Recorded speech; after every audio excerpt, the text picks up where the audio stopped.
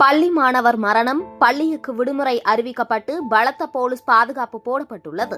Villupuram Saraswati matric மேல்நிலைப் பள்ளியில் இன்று காலை 7 மணி அளவில் 11ஆம் வகுப்பு மாணவர் மோகன்ராஜ் சிறப்பு வகுப்பில் கலந்து கொள்ள வந்த சில நிமிடங்களில் மயங்கி விழுந்தார்.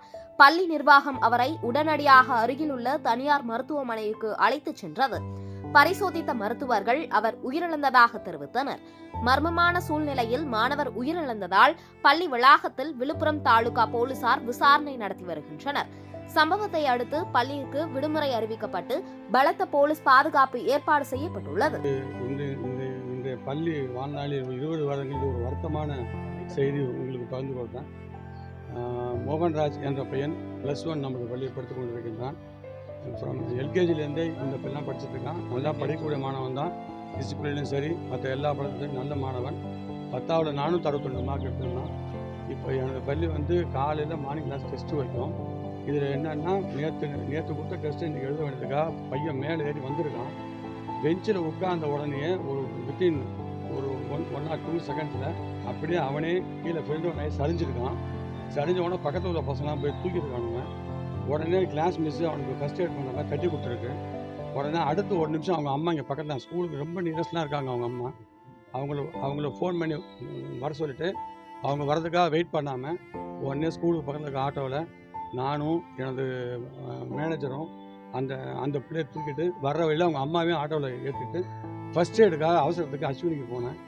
அஸ்வினியில் போனோடனே அவங்க 68, 70 தான் ஆக்சிஜன் இருக்குது, இங்கே ஆக்சிஜன் நல்லா கொடுக்குற வாய்ப்பு இல்லை, உடனே அடுத்த ஹாஸ்பிட்டல் போங்கன்னாங்க. உடனே கிளம்பி இஎஸ்க்கு அர்ஜென்ட்டுக்காக போனேன். அங்கே போய் உள்ளே போன ஒரு 2 மினிட்ஸ்லேயே பையன் இறந்துட்டாரு. வரும்போது பிராட் டெட்டு அப்படின்னு சொல்லிட்டாங்க. என் கூடவே அந்த அம்மாவோட சித்தப்பா, அந்த பையனுக்கு அப்பா இல்லை, பையனோட சித்தப்பா எல்லாருமே பயணம் பண்ணாங்க.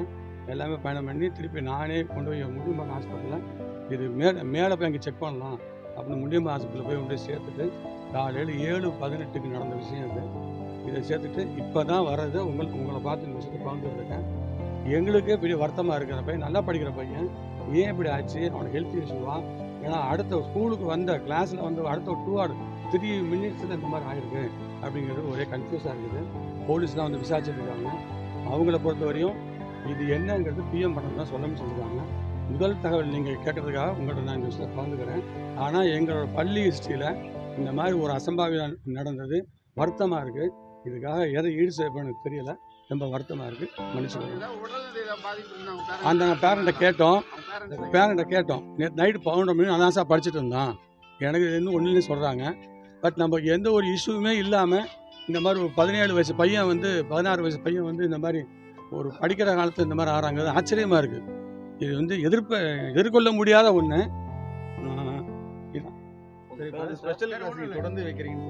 சரி சார், மாலை இல்லை சார், மாலை இல்லை. எங்களோட பள்ளி வேலை நேரம் 8:30 மணிலேருந்து சாயங்காலம் 5 மணி வரையும். நார்மல் 9வது படிக்கிற வரையும்.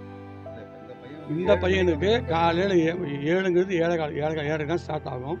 இந்த பையன் பக்கத்தில் நிதானமாக ஷார்ப்பாக வந்துடுவான். அதில் எந்த மாற்றமும் கிடையாது. 7:15 ஸ்டார்ட் ஆகி 5:45 முடியும். நான் வெகுதொலையில் வரவங்களுக்கு அட்மிஷனே அவ்வளோ சீக்கிரம் நான்